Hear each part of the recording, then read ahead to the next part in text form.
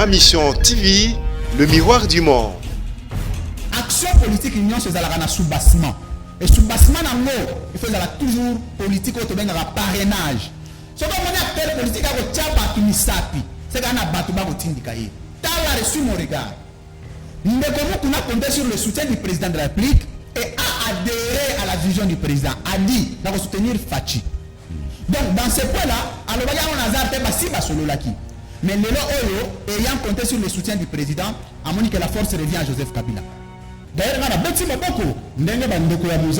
pour que et puis ça possibilité, tout le monde a réouverture et a procès sur l'assassinat d'un chef de l'État en fonction de notre palais, parce que le coup d'état de palais, dans le régime il y a 18 ans, alternance c'est où tu peux balayer. L'avenir de 84 millions de Congolais dépend de Lévis, dépend de... Il y a alliance nabino informelle où sur base d'aucun document. Parce que FCC cache, ils ont un acte juridique mogoté, ils ont un acte administratif, ils ont un CGT, ils ont un présidenté. Ndeko Kamere a un partenaire dans la mission, mais le chef de l'État a commandé devant un dilemme. Soit destitution de Ndeko Kamere, soit démission. Or, Kamere a salaki démission. Kamere, chef de l'État a jugé bon à mettre dans la fonction à été. Aluki, le juste milieu, non de façon temporaire, va faire ça. On a la préséance comme directeur de cabinet adjoint à assurer intérim. Moi, je suis membre du système politique de M. Kabila. Moi, je suis approuvé parce que non, c'est très bien. Mais pourquoi avoir attendu que Ndeko Mukuna a attaqué Ndeko Kabila pour déposer plainte? Quand on a pasteur Mukuna, on dirait solo la manipulation politicienne. Nazo na arrestation on dirait solo ya faire même les avanzela ya plateau de Bateke. Nazo mon en drôle. Dans l'histoire politique du monde, aucun directeur de cabinet a présent pour dire qu'on a massacré le président lui-même. Tout le bango a des termes simples et clairs. Le problème de Vital Kamerhe est un problème personnel avec le président de la République. Maman wana mamichibula pour na bandumba la molaso bato bazape pembeni ya évêque Mukuna ba pesi pe papa na biso toli ya malamu te ngana moni ete avant pasteur évêque Mukuna akende kotika dénonciation na justice fallait asa l'état comme balo bandaka ya kubanda ko enregistrer ba victime mais bandeko ba di pembeni baza ba Jean double. Mais monsieur le président, la pratique monsieur le président, vous êtes buté à un problème. Vous allez buter à un problème moko. Il y a adversité politique. Et l'adversaire politique n'a pas liboso. Les ali bandeko Kabound, les ali bandeko Kabuya, les ali bandeko Kabila, les ali bandeko Otanga wana bandeko Ndeba adversaire n'a pas liboso. Ngai na soutenir le combat citoyen. Engagement citoyen pour oui. Na osenga na bana nzambe nyoso to soutenir na ba prière.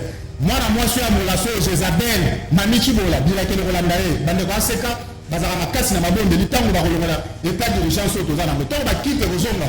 Tochama boloko na se tosenga nzamba kitama oneli kola mukuna et puis ba courager mususu ya ba compatriotes congolais ba récupérer le flambeau au mukuna zoki na maboko de Tshisekedi kuna. Madame, je vais vous dire une chose, que le combat dans lequel le peuple congolais se retrouve aujourd'hui, c'est un combat généralisé, c'est un combat générationnel.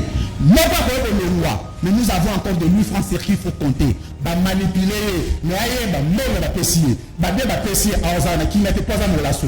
Avant moi aussi à Freddy Balenge, mon balenge aux États-Unis, avec 5 familles, par exemple, c'est le mot, on y parle à Manichi Bolana Balenge, et ça m'a tant que Nengaza Babala na Facebook. Kabila Zaliena, non.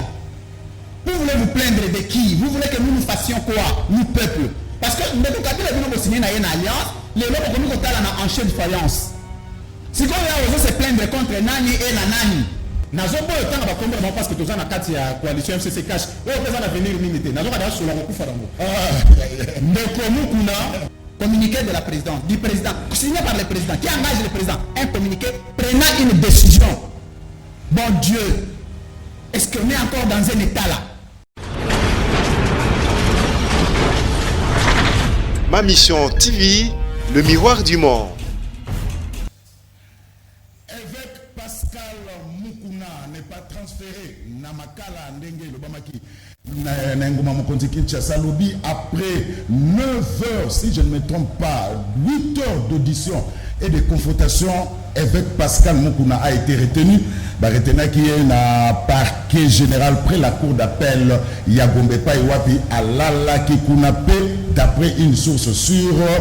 confrontation et kokona audition et continue bongo mukolo ya lelo avec Pascal Mukuna ba reprocher na likambo etali bongo viol na likambo etali bongo rétention ya ba document pe na likambo etali bongo menace de mort. En tout cas avec Pascal Mukuna qui défraye la chronique azala qui transféré na prison centrale à Makala parce que première nuit na parquet général près la cour d'appel ya Gombe kuna na commune ya a Gombe. Est-ce que Tokoki Koloba que Libala et Sili entre INC na UDPS suite ya Bokambemi ya Vital Kamere lelo Tokoloba que le président de la République Félix Antoine Tshilombo Tshisekedi a lâché Malamoko Vital Kamere bande ko batali talaba titre oyo toko développer na kati ya émission ya lelo Canal Presse. On a un plaisir de présenter Binyango comme chaque jeudi et vendredi Batata Bamama Bandeko Mbote Pebo Ye Malamu na Canal Presse ya Mokola lelo tozabongo jeudi 14 mai 2020. Merci Nabino pour la fidélité et confiance na que besoin d'abisso de partout à travers le monde grâce à YouTube, il y a Ma Mission TV, il y a Bibika Apinga. Merci na équipe technique fidèle au poste Rodilou Wadio Coupard Bola Mwana avec club Mike Kamoka na réalisation Samson Ilunga en exploitation MC Mafinga sous la coordination à Gimputu le grand maestro Bandeko Batali. C'est donc parti pour le 45 minutes il y a direct na Canal Presse ndenge na lobaka tango yo Canal Presse bandi soit télécommande na yo boaka yango parce que à Saint-Estan ailleurs il y a absolument rien. Merci Lissoussou. Quelques informations. Une pétition contre Jean-Marc Kabound et ça bon kotambola na niveau ya palais du peuple pétition na initiateur na Mozabongo Jean-Jacques Mamba. Donc il faut récolter plus de 250 signatures pour obtenir départ. Il y a Jean-Marc Kabound na ebonga na ya premier vice-président, il y a Assemblée nationale. L'insécurité refait surface à Kinshasa, surtout pendant Covid-19. Surtout Bakuluna, où Bakomi coopérer au grand jour. Bango bakomo profiter, sogi nula ebeti, bokomona bakuluna na ba machette na bango, baza ko créer insécurité na ndenge ya kosakanate, bande ko batali botu na nini, même devant centre ya Lindonge et pa wapi Monseigneur Ambongo alalaka. Bakuluna bakoma ko profiter na liboso ya centre ya Lindonge pour na ko sala buso bana bango to sengi na ba pulusu ba meka ko tia ordre parce que bakuluna bakomi mingi coopérer soki mbule bandi surtout que tozana période ya saison de pluie. Port de masque pose problème na commune ya Bandalungwa. Naza ko dénoncer yango bana bandal baza ko benga ngai pona ko yebisa ngai ke na inga suka et pas souciate ezali ba bureau de ba komi kotungisa population na o etali bongo port de masque. Ata osimbi masque na yo na loboko mais yo zawana pona kopesa quand même conseil. Okopesa quand même population conseil te osimba na loboko te lata yango.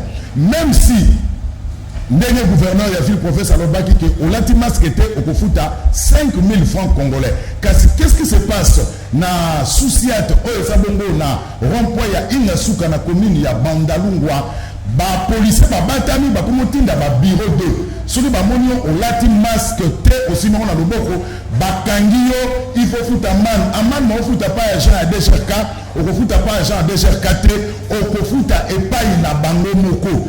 Et puis, la police on a souci à toi na Ingasuka na commune na Bandal bango ba batami baza kotina ba bureau de ce qui est grave na poko au mona ba kutani na bar moko quelque part kaka na Bandal wana na Ingasuka baba pesa au kana mame bango baza ba bar na bango lokola mikolo ekomi baba ekomi na kata ba lupango ya batu au mona ba kotina ba police wana ya souci ba kaboli mbongo oyo bakanaki batu pona port ya masque bazo kabola yango na kati ya bar bazo mela nango masanga.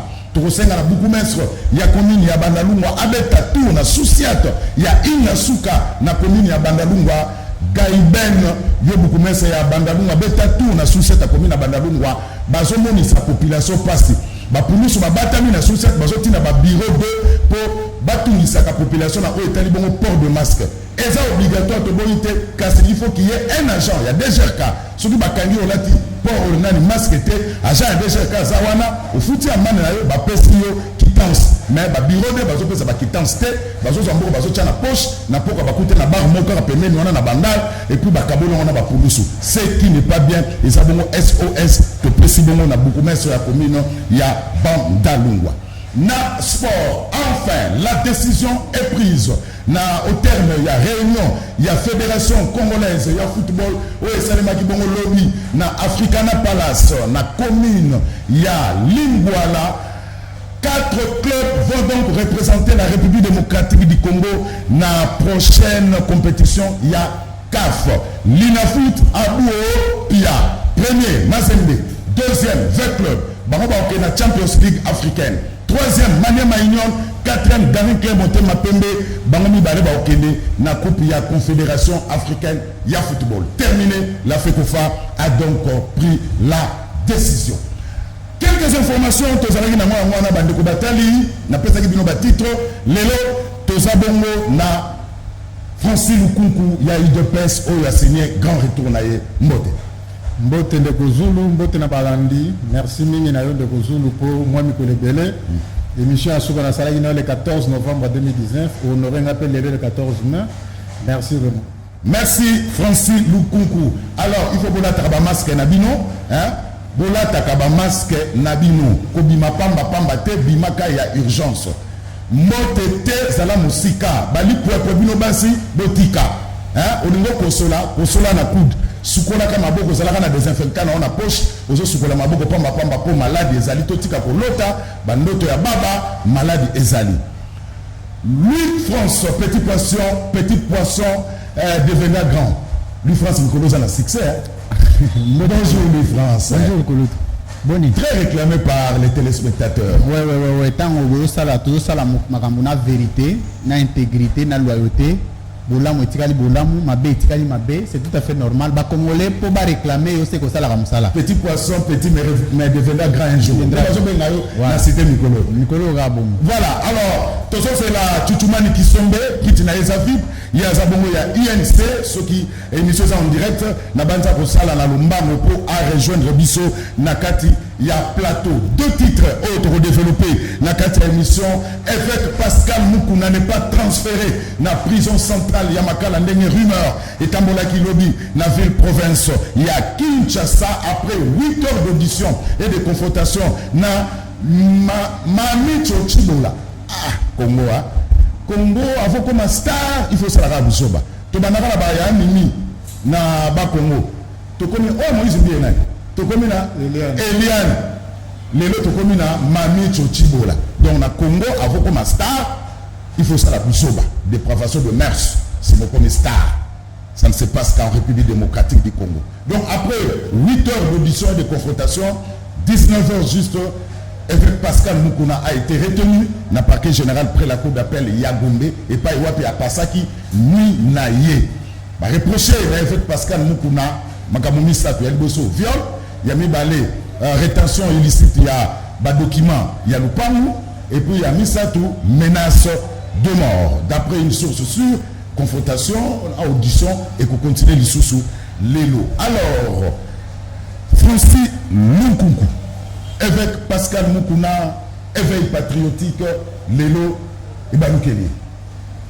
Merci de vous pour la Moutuna, Bokangami, évêque Pascal Mukuna.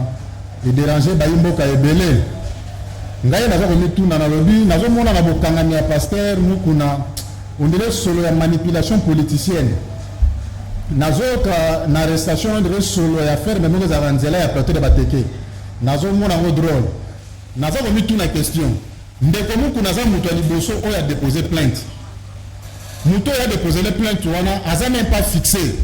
Mais Mamichi Bola a que déposer plainte muto ya mibale me bakangi Mukuna moto ya liboso nazo komi tu na bandeko basala ka nibeko tozapena ndeko avocat na plateau bandeko ya justice d'ailleurs ça dit règle ni de droit ba appliquer pour que le deuxième accusé azala le premier arrêté voilà premier élément. Deuxième élément ndeko Mukuna biloko baza ko reprocher na plainte wana bon et que ko za la fondé ndenge bato baza kokanisela mais ngai naza komona mukuna eza kaka suite ya engagement na ye citoyen ndeko mukuna a récupéré flambeau oyo Betien Tshisekedi babandaka ya koloba ete keno mboka ekokotambola boye te ti elemi biso lelo na alternance mukuna a récupéré flambeau ya koloba likambo ya éveil patriotique bato oyo bakangi mukuna baza na finalité yango baza na finalité moko baza na objectif moko balingi bakomisa éveil patriotique comme un sommeil politique bakongolais mingi baza d'accord nango te mingi babandaki déjà kokoma kodouter na effectivité ya état de droit arrestation mukuna ekomi koluka kopesa bandeko alondire mwa raison ndeko zulu kobosana te constitution oyo tozosalela na 2011 ezalaka retouché baparke na biso ekoma kodépendre na ministère ya justice ngai naza komona ondire bandeko oyo baza d'accord te na démarche ya mukuna oyo surtout bamona d'intérêt na bango eza menacé nde bameli kotindika likambo wana pour ke mukuna akangama lelo bareproche ndeko mukuna na makambo oyo asali nayebi te ya solo to ya lokuta me mama wana mami Chibola mpo wana bandumba aza molaso bato baza mpe pembeni ya évêque mukuna bapesi mpe papa na biso toli ya malamu te nga namoni ete avant pasteur évêque mukuna akende kotika dénonciation na justice fallait asala étape ya mibale bandaki ya kobanda koenregistre bavictime mais bandeko bayaki pembeni baza bagent double mpo ndeko ntanga bandaki évêque patriotique ye moko ezalaki na mwa couleur mosusu mais mingi baye wana namoni bango batraître tala lelo batindiki ndeko na so mukuna te asali dénonciation na ye na justice lelo ndeko mukuna baactive mama wana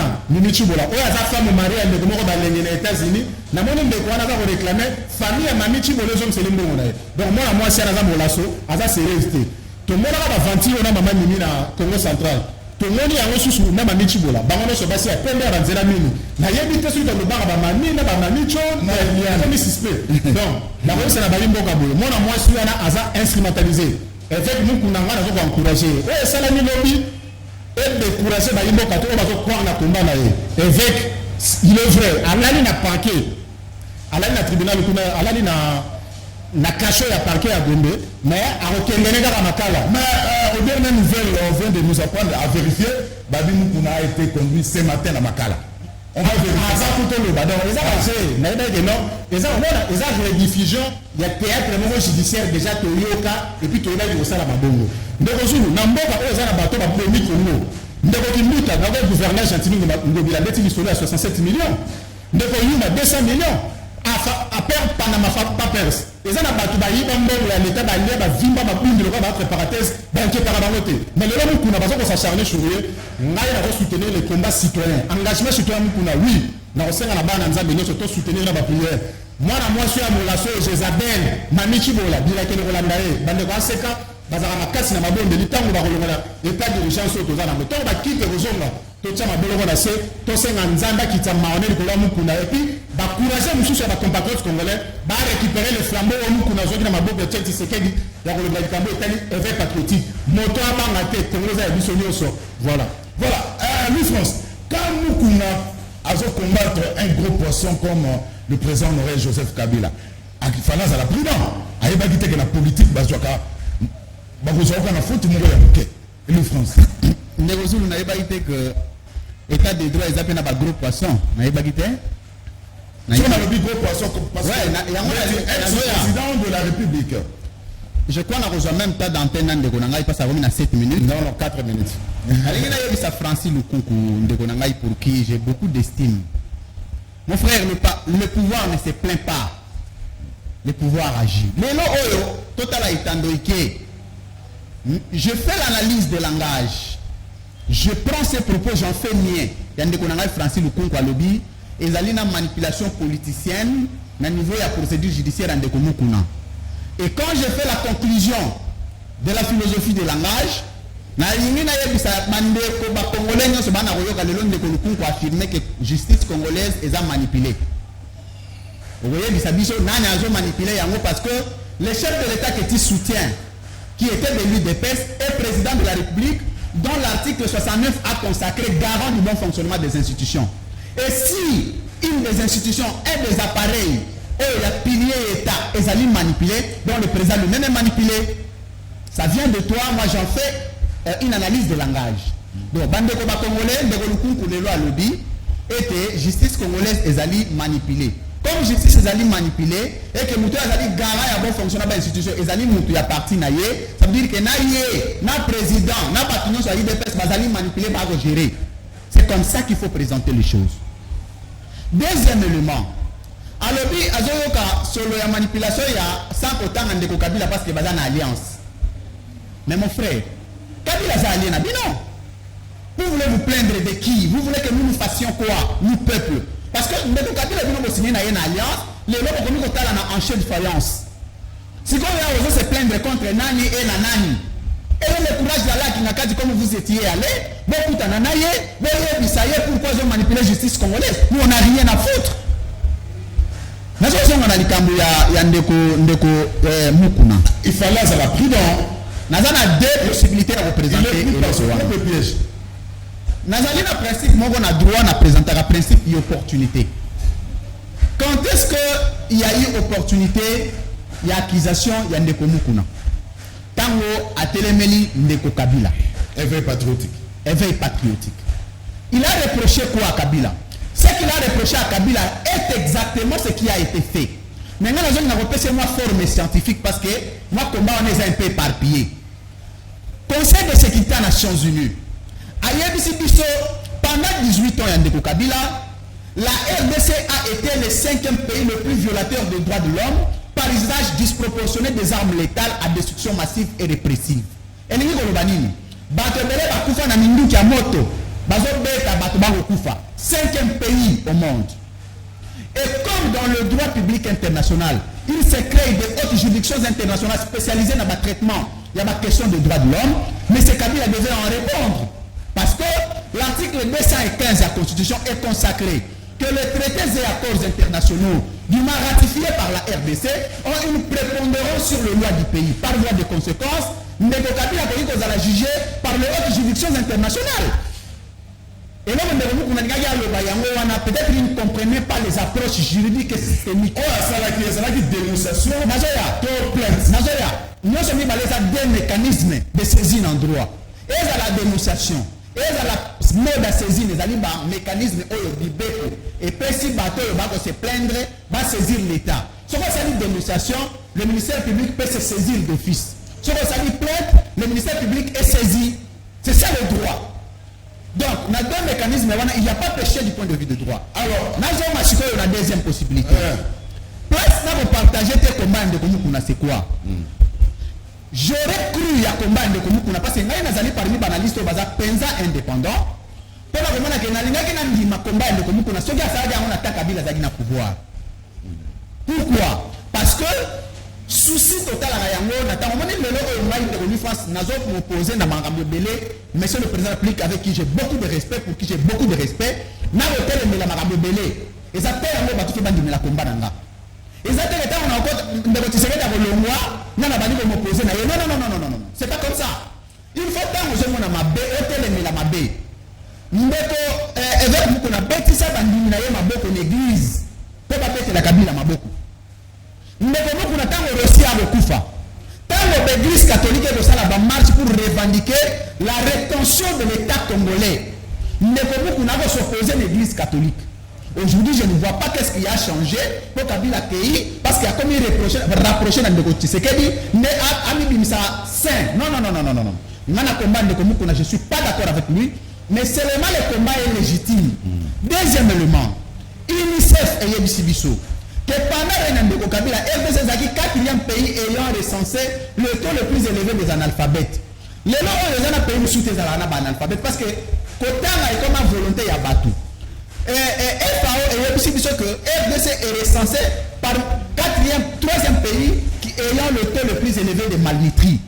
Babylone se résume le bilan de M. Kabila.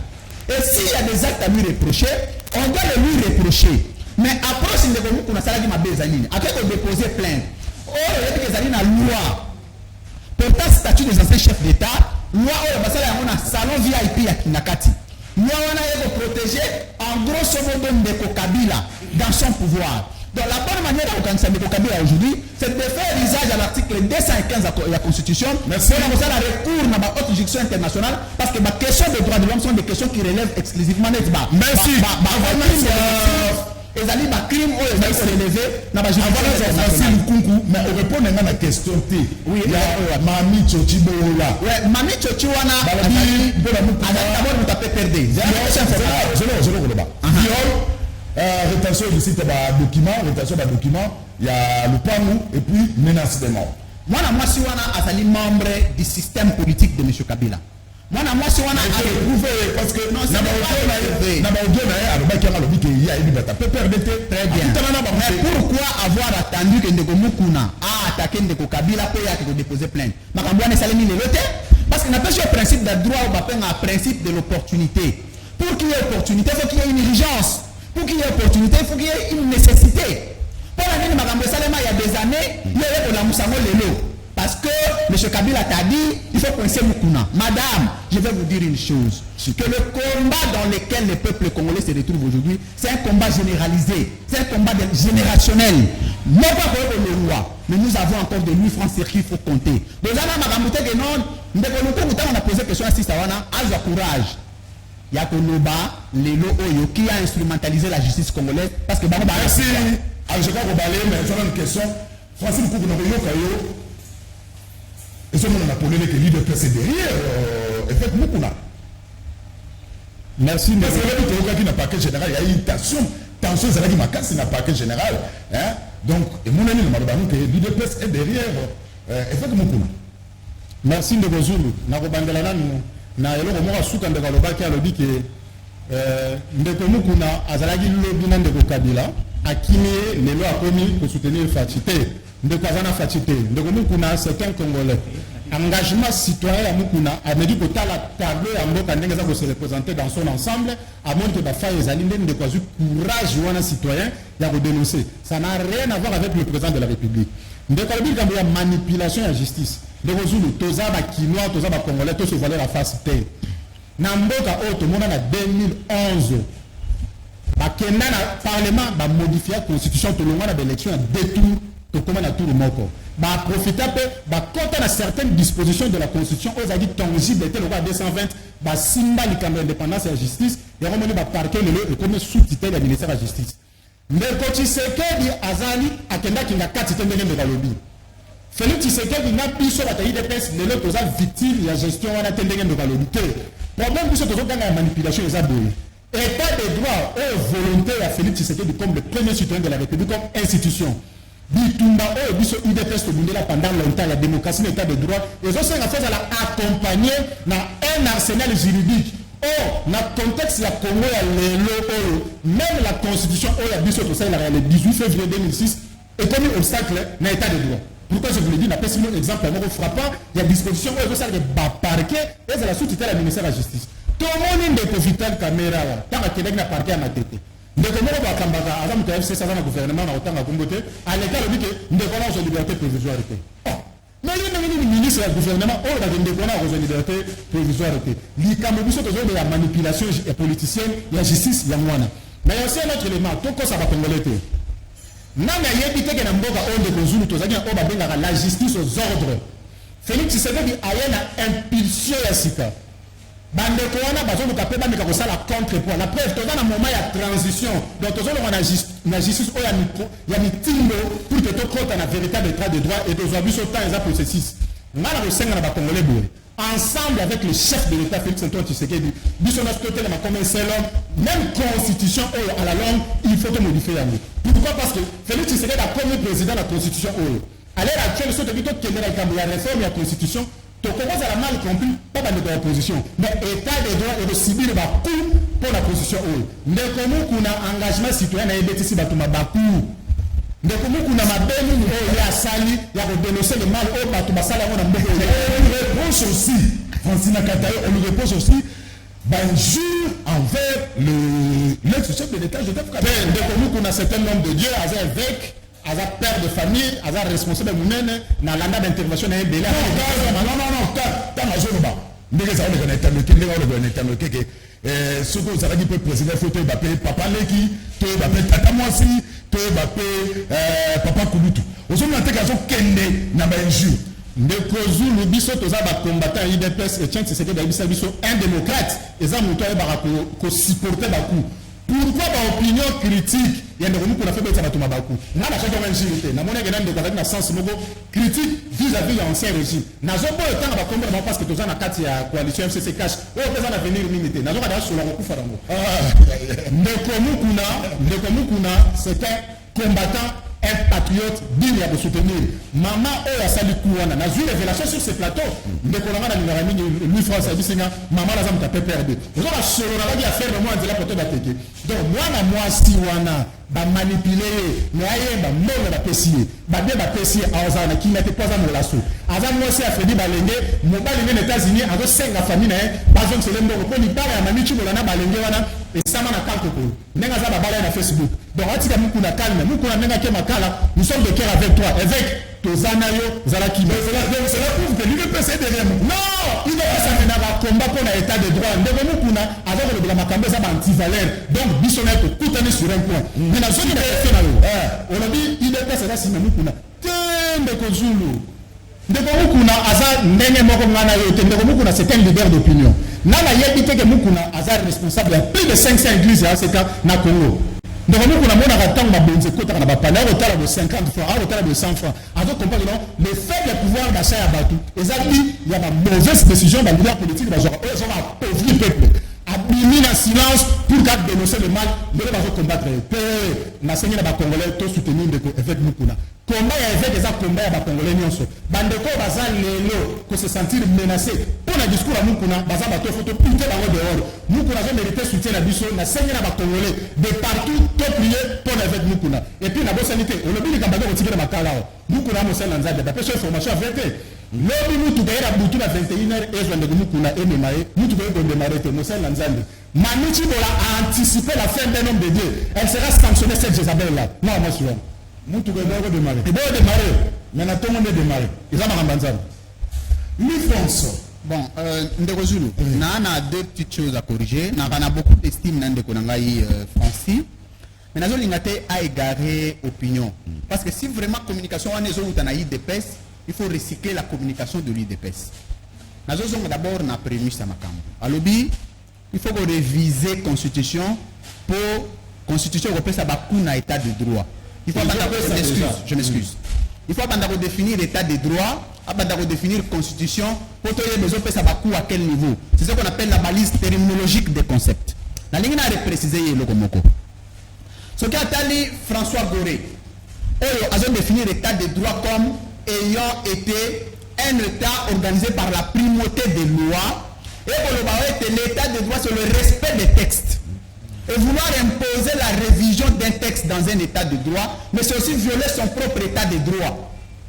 On est allé et il faut annoter. On a la loi IDPS. Deuxième chose, pour qui j'ai beaucoup de respect. D'abord, on a corrigé l'intention de l'opinion. FCC Cash n'a jamais été en coalition. Dire qu'il dépèse comment FCC cache la coalition, ce n'est pas lire la constitution.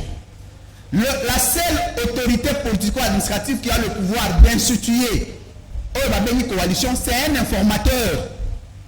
N'ayant pas nommé un informateur par une ordonnance ayant été recensé parmi les actes administratifs, le président n'avait pas le pouvoir d'instituer ce qu'on appelle une coalition. Voilà pourquoi il a insulté. Parce qu'une coalition répond à l'article 78 de la Constitution dans son esprit. Seul les alliés informateurs n'a pas de coalition. Donc, vous allez dans la coalition, vous êtes dans un vide juridique. C'est comme ça qu'il faut présenter les choses à l'opinion. Nous avons FCC cash dans pourquoi Ndekomukuna cause à la témoin gênant? Ndekomukuna cause à la témoin gênant. Pourquoi? Parce que Ndekomukuna comptait sur le soutien du président de la République. Ok? Alors, le président va protéger Ngaï. Parce que moi, je suis action politique, très bien, voilà la question à Malam. Action politique, c'est un sous-bassement. Et sous-bassement, il faut toujours politique, au parrainage. Ce qu'on a acteur politique, c'est qu'on a battu Tindikaï. T'as reçu mon regard. Ndekomukuna compté sur le soutien du président de la République et a adhéré à la vision du président. A dit, il va soutenir Fachi. Donc, dans ce point-là, on a Mais Lelo Oyo, ayant compté sur le soutien du président, a montré que la force revient à Joseph Kabila. Vous comprenez? Parce que je ne peux pas comprendre que c'est lui qui compte sur le soutien d'une personne contre une autre personne en sorte perdu ou perdant. Et là, on a juste un monsieur Sami Balena de Konanga Ilunkunku. Là, vous souhaitez que FCC cache Alliance Nabine Zana à venir. Mais vous vous moquez de qui? Vous vous moquez de qui? Du peuple? De vous-même? Ou de nous? Vous nous prenez pour des cons ou quoi? Parce que Bino, vous avez une coalition où gérer Moka. L'avenir de 84 millions de Congolais dépendent de vies, dépendent. Il y a Alliance Nabino informelle où sur base d'aucun document. Parce que FCC cache, ils ont un acte juridique moreté, ils ont un acte administratif, ils ont un CGT, ils ont un présidenté. Mais si vous souhaitez que ils ont un avenir, mais que dites-vous de l'avenir du peuple congolais? Parce que le peuple a lobby, besoin de gérer en alliance, besoin de gérer le peuple. Mais puis, nous lobby alliance Nabino et Zalina avenir. Mais que dire de l'avenir du peuple que vous gérez maintenant? Vous laissez le peuple dans une imbroglio absolue. Voilà pourquoi moi j'avais souhaité que Magamouno se trouve au Sala Lelo, il faut que le peuple congolais soit témoin. J'aime Félix Tshisekedi dans sa sphère, il y a volonté politique de changer les choses. J'aime Félix Tshisekedi quand il est déterminé à faire quelque chose, il exprime une volonté. Mais monsieur le président, monsieur le président, vous êtes buté à un problème. Vous allez buter à un problème moko. Il y a adversité politique. Et l'adversaire politique n'a pas liboso. Les allez bandeko Kabound, les allez bandeko Kabouya, les allez bandeko Kabila, les allez bandeko Otanga wana bandeko adversaire n'a pas liboso. Parce que regarde une chose. Si tu par là, Namakamwa kota la FCC cache. La communication ne vient ni de l'opposition, ni de la société civile. Ce sont des tirs qui se donnent entre deux coalitions. Les autres, comme on a dit, nous et Bimina, l'opposition tenir la société civile. Et Bimina, bazana pouvoir. Comment l'initiative de la révision constitutionnelle, qui est une question de l'émanation de tout un peuple, qui juge l'opportunité, on peut savoir avec une légèreté dans le plateau de la télévision. C'est quelque chose qu'on a discuté au niveau du laboratoire à IDPS. Vous allez sur ma congolais. Ouais, je suis par là, tu peux t'en avoir deux sujets. Maintenant, il y a labo, c'est pas discuter qu'il faut pas réviser la Constitution. Mais monsieur Lukunku, il faut nous dire, vous voulez réviser quelle disposition de la Constitution? Parce que nous avons comme technicien de droit, que lorsque vous touchez à une disposition de la Constitution, soit quand vous touchez la disposition de la Constitution, vous touchez la disposition subsidiaire. Il y a une disposition subsidiaire, il y a une disposition. Donc, si vous avez l'article tel, si vous avez l'article 165, article 166 peut faire à la modifier. 167 peut faire à la modifier. 164 peut faire à la modifier. Sur le temps où vous on a dit au peuple, vous voulez réviser quoi? Nous avons face à un bilan de Konangaï. Nous avons un programme de 100 jours. Nous avions dit au président, monsieur le président, vous avez un programme de 100 jours que nous voulons valider. Mais vous n'aviez pas encore dit exactement depuis 2 ans. Non, merci. Merci, c'est 2 secondes. Mais si vous avez banda besoin de pouvoir, vous allez déjà mis. Mais vous souhaitez aller à ces panzana. Ça nous dire, vous avez déjà fait quoi? Merci. Alors, nous on a pris sa parole. Il y a aussi sa parole pour le chapitre pour le deuxième sujet. Message na numéro ça na site na bino ike bobenga te pour na yamba te to ça bel et bien en direct et puis to ça là toujours tutumani qui sombe il y a UNC boyebisaye que kitina ya mwana kuparbola so ko za kitina ye voilà merci kuparbola la maika mwaka kitina ya mwana voilà tutumani qui sombe to ça là yo kitina yo ya mwana merci na Jésus Noël Cheke o azon da biso sikoyo merci da yo Jésus Noël Cheke. On vient de me confirmer Mukuna ce matin déjà dans la prison centrale Yamakala. Et bien, il y a un message qui confirmer que Mukuna a déjà dans la prison centrale Yamakala depuis ce matin. Alors, Francis Lukungu, on a dit que yo personnellement, je soutenu le combat à Mukuna. Ce que Mukuna a dit, n'est pas patriotique, c'est vrai, mais pour la yo, ils ont une JT. Si on met toujours l'information que Mukuna a accueilli Makala. On dit que match est signé. Et puis, les gens qui ont mis Chibolate, tu occupé que quelques membres de la famille à l'ex-président Joseph Kabila, on peut pas porter plainte. On dit que à Komema, Sanyamapa, Oekotonda et Kilo, à Kokasuta Okitana Nzela. Ndeko Zulu, merci pour notre tourna. Bandeko Oba Kambagi Mboko, Kala Oba Sali Bamabe, évêque nous qu'on a dénoncé, Baza, champion dans l'opération dans l'ombre. bandeko wana baza ba détenteur ya prix Nobel ya coopérer dans la peau des autres. Ndeko mukuna lelo aza victime parce que bandeko wana ba opérer dans la peau de Mamichi Bola la Jézabel pour que mukuna a tombé. Bandeko o babini lelo soi-disant famille biologique ya musée. Beaucoup de respect pour ces vaillants compatriotes, paix à son âme. Nous allons rendre Désiré Kabila. Mais banda kala wana bazalaka babini ka sikoyo. D'ailleurs ngana beti maboko ndenge bandeko ya musée babini pour que et puis ça dit possibilité tout le monde a réouverture et a procès sur l'assassinat d'un chef de l'État en fonction de notre palais parce que le coup d'état de palais n'est pas dans le régime il y a 18 ans alternance c'est où tu peux balayer donc vous avez l'occasion papa l'État à la barre pourquoi pas le pipé bazwa liberté ndeko zulu na kozonga mingi na makambo ndeko na ngai rapidement parce que faut que na deuxième sujet awuti koloba ndeko asinga définir bakuni l'état de droit de Sibir pour nous avons clairement même que nous avons tous en Congo tout dit actualité de nous fonctionner to yebi o la benga séparation de pouvoir de Zulu tous en la benga exécutif tous en la benga pouvoir législatif tous en la benga pouvoir judiciaire les modifications bande ko ya bokambi ekolo ya kala basala na 2011 pour la rejoindre ba parquet ba longolango esike za la indépendance à justice ba meka ko bamba na ministère de la justice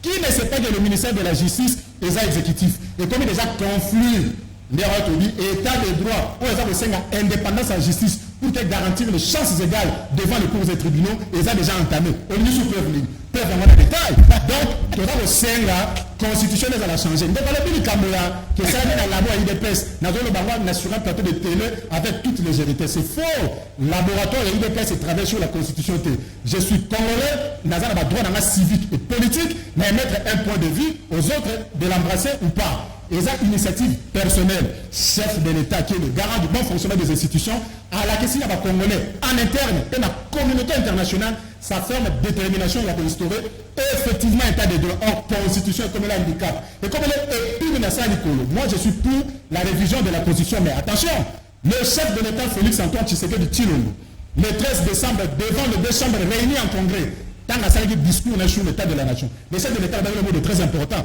Nazo rappelé lui France Kato Babosani, Fatia Bagibol. Vous, Zémo, ça déjà aux représentants du peuple. Donc, à ça, Nabino Baeli, Nangaï, nous allons veiller pour que cette constitution, et c'est la ligne, et Sibir, la modification, il y a le même Sengeni Nameni Moussouté. Nous avons la modification, la zone de la Awa.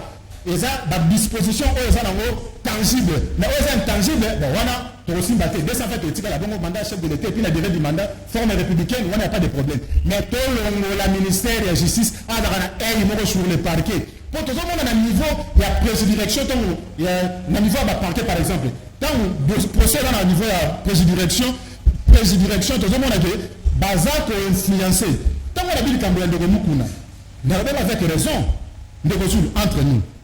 Ndeko mukuna lisulu na yo zaka rapport à quelque déposer dénonciation. Ndeko peut-être influera quand on a question tout qui est-ce que mukuna déposer qui dénonciation tout mukuna déposer qui plainte. Ndeko aza juriste na mono dera kende ki na mulai. Ndeko a déposer dénonciation pourquoi? Parce que ndeko mukuna je suppose qui a zalaki vraiment na élément sur la preuve.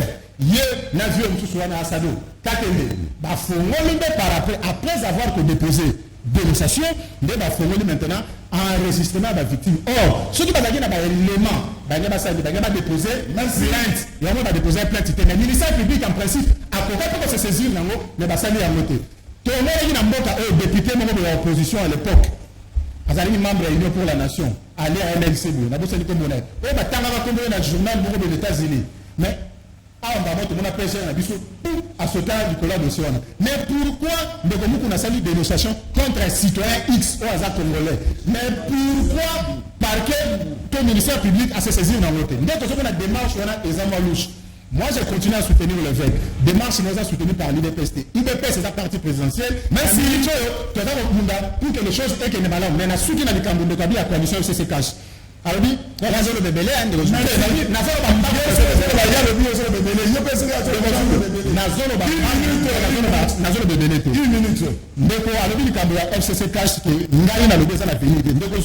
j'insiste et j'assume mes propos. La coalition FCC cache des années à venir. Mais s'il vous plaît, il y a 6 mois, 8 mois passés, dans les cas sur vos antennes, quand il y a Canal Plus, n'a constaté l'hypocrisie na ba chef, il y a des négociateurs, il y a des plateformes. Et la bise sur la cache. Et ça la bande de FCC. Pourquoi? Maintenant, nous sommes dans une coalition, mais toujours dénomination et structure. Merci. Le caractère qualitatif. En réalité, nous avons une coalition, mais il y a une sorte de démarche, mais vérité, ça déclaration à Maman Mabunda. Déclaration à Maman Mabunda. Déclaration à Papa Tambemwamba. Et ça va une liste serrée aux autres accès. Dysfonctionnement à cette coalition. Merci. Ça va prouver aucun respect vis-à-vis à chef de l'État. Et on a dit, et là, on est dans la vérité. Pour tout personne sérieux, alors on ne dit jamais. Et ça n'a du bon fonctionnement. Et ça n'a la victime. Et ça n'a venu. Il fallait que soit courage Boukata, au lieu que Bouti Karabou. Mais ça viendra, ça viendra. Les malaises réels, ça nous vérité. Alors, les malaises réels. Donc, dernière nouvelle. On a autorisé Moukouna a été transféré ce matin dans la prison centrale, il y a Makala. Alors, deuxième sujet, on va la vie France. Est-ce que Nakomo Nandenge Vital Kamera Samba, Nakomo Nandenge suite à empêchement, tout le monde a dit qu'à ce moment, Mamoutoni Yamayama, les gars de RTNC, que Eberan de Nemtao Simen Terim est-ce que tout le monde a dit il y a INC, Naïdepes, Abou Opia. Maintenant, rappelez les téléspectateurs que Tutumani qui sont les INC, toujours parce que Kitinaï et Zakaka, il y a Kofumama. Bien, merci.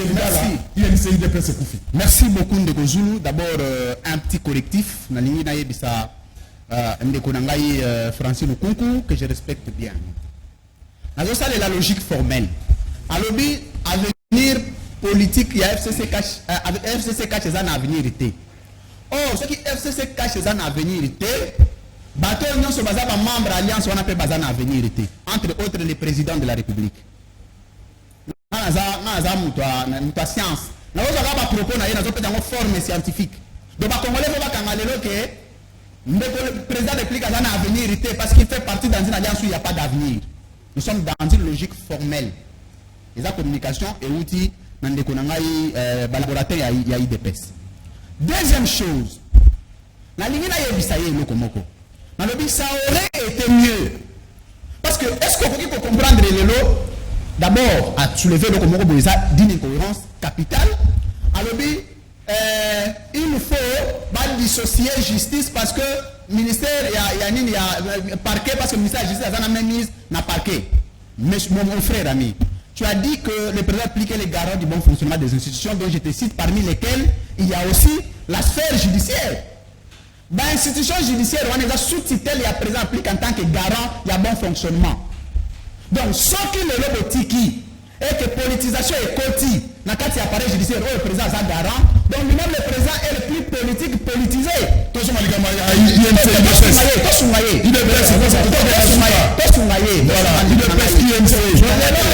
Avouer que l'appareil judiciaire est politisé, alors que le président a un garant du bon fonctionnement des institutions judiciaires, par des institutions de la République parmi lesquelles il y a l'appareil judiciaire. Donc le président est apolitisé l'appareil judiciaire. Moi je fais juste usage scientifique. Comme il y a le bâti que l'appareil judiciaire est politisé, il s'appelle le Vital Kamera politiquement. Parce qu'il y a un IDPS. Allez à Vital Kamera. Justice sur les candidats Vital Kamera, il y a un lobby politisé. Donc, procès à Vital Kamera est politique. Je conclue comme ça. Mais tu sais ce qu'on a dit là? Il y a une incohérence du droit administratif. La présidence, on dit que c'est la présidence dans le monde de l'eau. Des documents avec des problèmes de français, avec un problème d'article de français, non seulement des notions de droit. Ce qui est une ordonnance, normalement le directeur de cabinet adjoint du président de la République, ce qui est l'ordonnance portant organisation et fonctionnement du cabinet du président de la République, nous sommes ici en droit administratif. Un adjoint est d'office un intérimaire en cas d'empêchement de son titulaire. En faire toute une ordonnance ou tout un communiqué pour le dire, c'est ce que j'ai qualifié moi de la pathologie juridique. Parce que c'est une incohérence. Parce que même les adjoints pour des raisons, il y a prévention. Ceux qui titulaires les ont empêchés d'office adjoint intérim en cas d'empêchement. Mais il y a aussi communiqué, et surtout du point de vue de mode de décision, le président n'agit pas sur base d'un communiqué. Le président agit sur base d'une ordonnance, aucune décision ne peut être coulée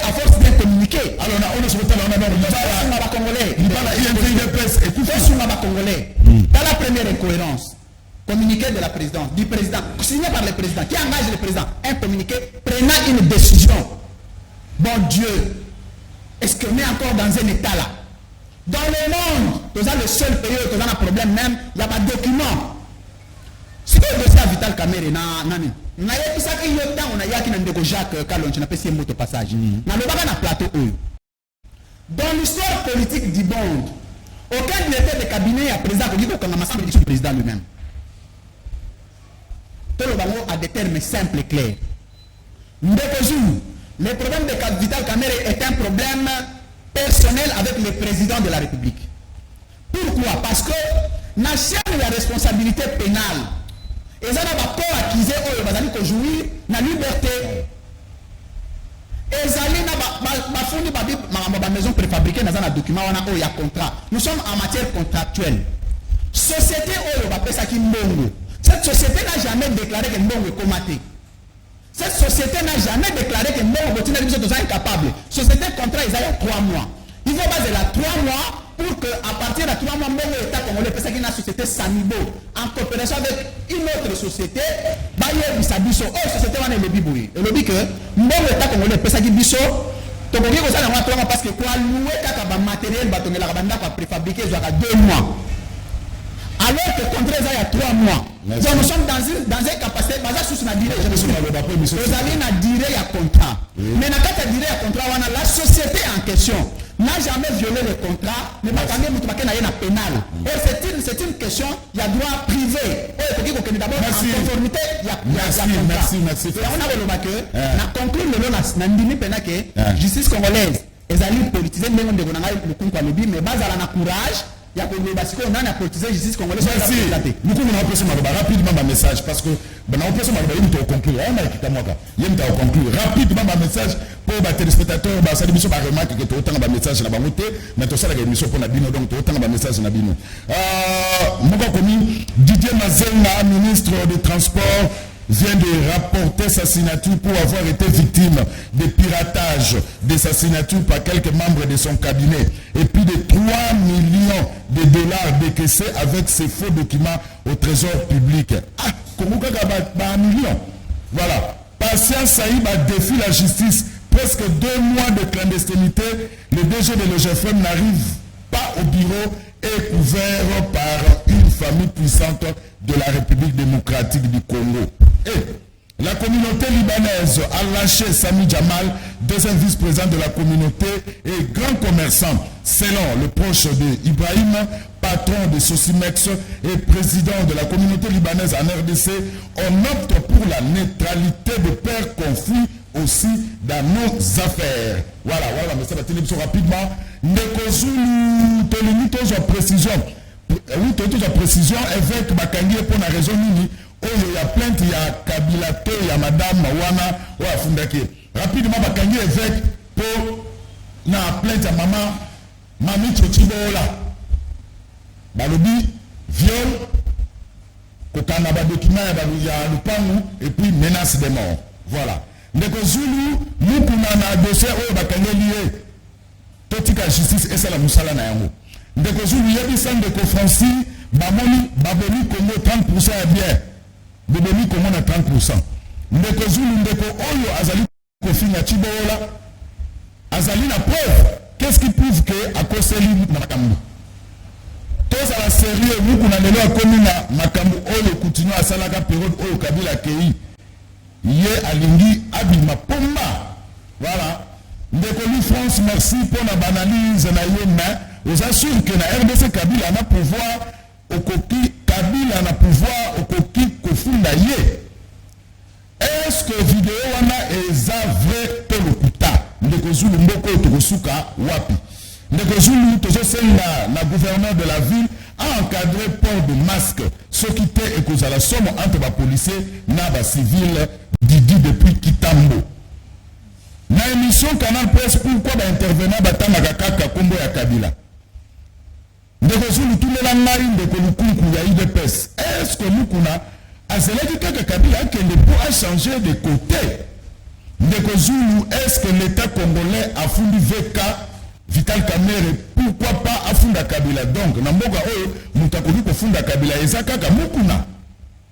nazoloba mpona bamilitaire retraité basi badébloqué mbongo me balingi kofuta bango te monsieur Henri depuis Brazzaville ndeko Zulu boyebake na Brazzaville mpe tolandaka bino makasi courage pe félicitations na Canal Presse na Canal King Télévision merci na bino na Brazzaville ndeko Zulu sikoyo solo ya mukuna eza ndenge nini prochain procès eza jour nini tokoyebisa bino ndeko Zulu après Vital Kamerhe évêque mukuna justice akolembola nani ebebi Francis Nkunku 3 minutes pour conclure émission comme na suka ndeko Zulu merci ningana bosa na eloko moko ndeko nga Louis France le baki tanga zoki deuxième prise de parole na ye alors bi ndeko mukuna abandaki ko compter na soutien politique ya Félix Tshisekedi ndeko Louis France je vous dis que vous avez tort c'est faux ndeko mukuna a contacté le soutien politique ya Fatite pour la simple raison que Félix son excellence Félix Antoine Tshisekedi a la coalition de Joseph Kabila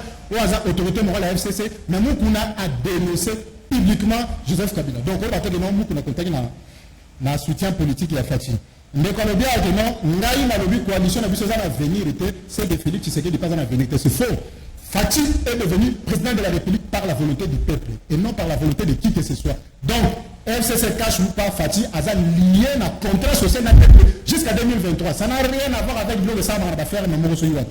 Mais quand on dit que Félix Tshisekedi en tant que le constitution de l'article 69, en tant que garant un bon fonctionnaire de l'institution, c'est lui qui est en train de stigmatiser la justice. C'est faux. Qui dit garant un bon fonctionnaire de l'institution ne veut pas dire immixtion dans les affaires de la justice. Mais bonjour, tout se voiler la face de la vérité à nous.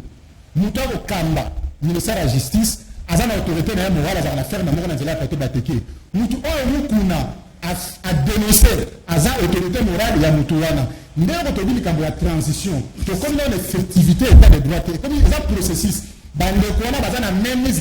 c'est la vérité. Il faut avoir courage. Au même le président de la République pose une question de Caméra. Oui, président a lâché Caméra. Le président de la République a lâché Caméra. Le président de la République a lâché Sinamokili son soutien à président Vital Kamerhe, qui est notre partenaire. Pourquoi? Oui, rapidement, émission. De façon, l'ordonnance communiquée, Ndeko Kamerhe a un partenaire dans l'histoire, mais le chef de l'État a commandé devant un dilemme. Soit destitution de Kamerhe, soit démission. Or, Kamerhe a salaki démission. Kamerhe, chef de l'État, a jugé bon à les mettre dans la fonction à été. Aluki, le juste milieu, non de façon temporaire, ça, on a une préséance comme directeur de cabinet adjoint à assurer intérim. Donc, les amis, mais il fallait voilà, c'est ça le soutien. C'est ça le soutien du chef de l'État. Le chef de l'État avait écrit jusqu'à ce que le 11 Rwanda, Vital Kamerhe a besoin de liberté pour le 12. Quand la mode vraiment ajouté, a dit bon, face il y a devoir d'État, je m'assume en tant que chef. Est-ce que le divorce est personnel tenu de préséance? Bon, on a partagé des réflexions dans les réseaux sociaux, dans le lobby, cash et la ici, IDPS, INC. Or, les bande de belé à INC, bazoï, ça peut bande de vérité. Nous, on va tirer du son IDPS. Nous avons appelé base la mission, nous avons la hiérarchie, pour moi, ça politique. Ce qu'on a une base la mission, nous avons réfléchir. Nous avons donné moi, que c'est il y a malobé comme entre base la mission, nous avons de INC, on a le lobby. On dirait, on dirait que l'Ivor soit les a programmés. Donc, on est sur ça la massico. Merci, merci. On est sur ça la massico. S'il a fait un mandat, merci. L'hypocrisie à la terre. Merci. Merci. 2023, tu as gagné majorité. Merci. Merci. Nous France. Non,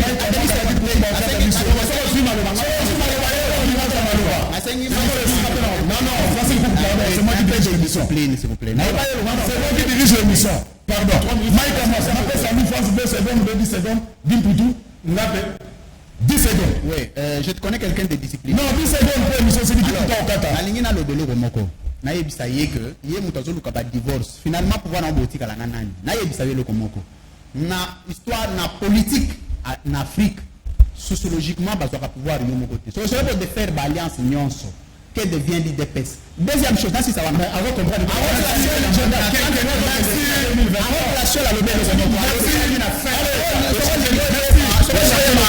La communication partie. Kala, militant Bazoloba. Donc tout ce que pense Félix, c'est ce que disent ces militants. Merci. Tout le plaisir était pour moi dans le canal Presse à Mokola Lelo jeudi 14 mai 2020 à Koyamba. Pour Nabino, 1000 francs. petit poisson deviendra grand un jour. Na cité Louis France, merci. Merci Francis Lukunku. Il y a IDPS qui signe son grand retour na kati ya Canal Presse. Merci Francis.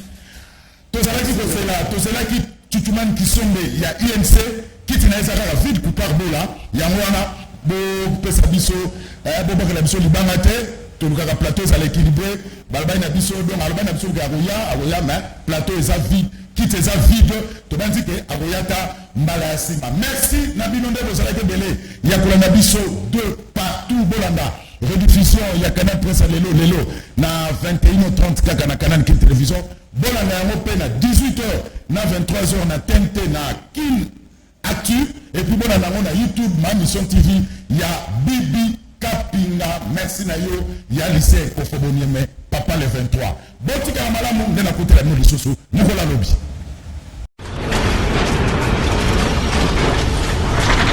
Ma mission TV, le miroir du monde.